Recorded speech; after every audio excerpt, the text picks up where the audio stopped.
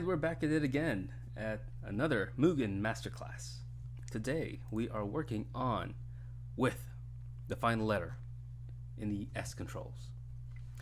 From what it says, temporarily changes the size of the player's width bar for 1 tick, useful for controlling the pushing behavior when the player makes contact with another or with the sides of the screen. Now, why would you use this, right? So, first off, let me show you what the width bar is. It may be kind of hard to see, but I hope it works. Let's see. Putting collision boxes on. This little bar down here, this is your width bar. That's basically the pushing space for your character. So players can never cross into each other's width bar. When you do hit another width bar, you will push them. So it's always important to make sure your width is set correctly. Now, to set your width correctly, it's located right here in the size. It's ground back, ground front. This is your width. And then air back, air front is your air width. So when you're jumping, you have a smaller width. I don't know why that's a thing, but that's what it is. So sometimes you may notice that when you walk into a character, you're glitching or you're maybe pushing them oddly like this. This is because the width doesn't make sense. It doesn't match up. It's actually entering the other space, which it's not supposed to. So aside from the width, the collision boxes actually make a difference here. So until the collision boxes hit each other, I'm surprised I got this close. This is actually pretty cool.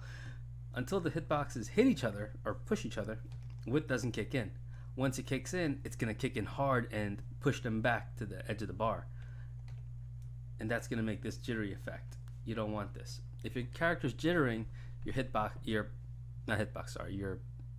width is too much. In the event that your width is too little, you get a whole different effect. I don't even know if 0 works. Yeah. So I have a smaller width box now. So now, if I do it, I'm inside the character. I don't want to be inside him. That's not where I want to be. You know, I should be like against him, like this or something, but not this. So a lot of people, I feel, maybe leave this the same. I honestly don't know. I don't download many characters these days, but it's important to set your width for your character. If you're making a chibi character, a small character, you definitely have to adjust your width because it's not the same for them. They're too tiny. If you're making a big HD character, you definitely have to do it. It's just the way it works. And you would change it accordingly. The air one, I don't know too much how it works, but I mean, if you look at the values, 15, 16, 12, 12, I would just do the same. If I did 25, I would do this one like 22. Honestly, I don't know how much of a difference I would put it, but that's that. So now, how does width work, right? This is the basic width code here. I just uncommented everything. So again, as the thing says, width is only active for 1 tick. And if I were to show you this now, you will see.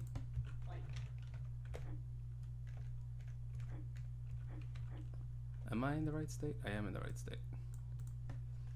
Oh, I'm actually here. I didn't have a value, so it didn't work for anything. So now, if you see, it's hard to time it right there. My width is extending out 50 pixels. So, in theory, I shouldn't hit him, but because it's active for a single tick, it doesn't really work too well. So I like to use this for a trigger or something else like, say, time less than 10, right? So the first 9 ticks, the width is going to be 50. If you look at it like this, perfect. As I pull my arm back, it's back to this. Now, how does this affect this? Well, my width is pushing him away, so I can't hit him. Now it's too much, except that time. So you would always adjust your width based on how much you want to push the character back. The first value is your front. The second value is your back. So I'm going to put a higher number that's really ridiculous. You're never going to use numbers like this for demonstration. So now the front is 50, the back is 100 pixels. So if something was behind me, it would push them all the way back. If I was like double teamed, My light push would push him back here and the other one here. It's funny to look at, but not very useful. You'd only use a width if you're changing something for a special move. And then you have edge. Edge is basically the, I think it's this value actually. I'll put 50-50. Front of the screen edge and back of the screen edge. What does this mean? Well, you don't see anything changing, right? But if you look carefully, you can see an orange little bar at the bottom. So if I go to the edge of the screen and I do it, it pushes me off the edge of the screen. This is to keep me from being at the edge of the screen.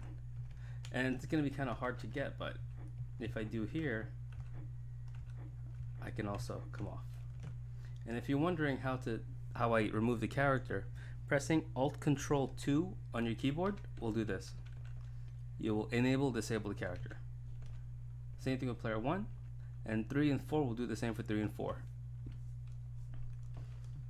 Okay, so that's that, right? Now, if I wanted to do both at the same time, I could just use a value code. And value does the same thing. Value is screen and player. Let's see. So it extends both sides 50-50. Pushes him away, and if I go to the edge, it pushes me away. So now how does this affect the actual stage itself if I'm cornered? Let's find out, because I don't know. Okay. Oh, see, that's a bad thing, because now it's pushing me out the 50 forward. It's pushing me the 50 back, so I'm here. And then because the player's behind me is pushing me another 50, so I'm over here now. So I'm totally like way out there. Like, this is not something you want to ever do, but I'm just showing you so you have the idea how it works. Now, a practical use of it would be the Kung Fu Palm. Is it this one? It might be the EX one or the heavy one. Let's see. Oh, it's actually not the Kung Fu Palm. That's interesting. I always thought it was, but let's see. Kung Fu Palm. Let's just check how the Kung Fu Palm is normally. Okay, so he has a position add which pushes him forward. We'll get to that in the P section. So it doesn't like give him any issues with movement or his width or anything. He just stops perfectly in front of the enemy. But say I didn't want him to be so close to me when I hit him. Say I want him to be here at this frame I'm in, which is, I think, animation element 6. I'm going to add a width code. I'm going to use anim element time 6 greater than 0. And this is basically animation element 6 and any time, any tick after that. I'm going to increase this forward by, say, 50. And let's see, make sure it works first. Yep, that's actually perfect. That's kind of funny. So now he should be at the end of my palm when I do the attack. Well, he snapped just now. That's kind of interesting. He's snapping after I hit him. There, see, he snaps. You know why he snaps? Because the hit pause is procking. So we need to disable that by adding ignore hit pause. Doing it now, he's right there. The problem with this is it doesn't look right. It looks like he's pushing me back. He is pushing me back. So this isn't a practical use for either, as I thought. I was wrong. Haha. But that's how it works. Hopefully you find a reason to use it. I personally do not have many reasons to use it. Thank you for watching. Stay tuned for more.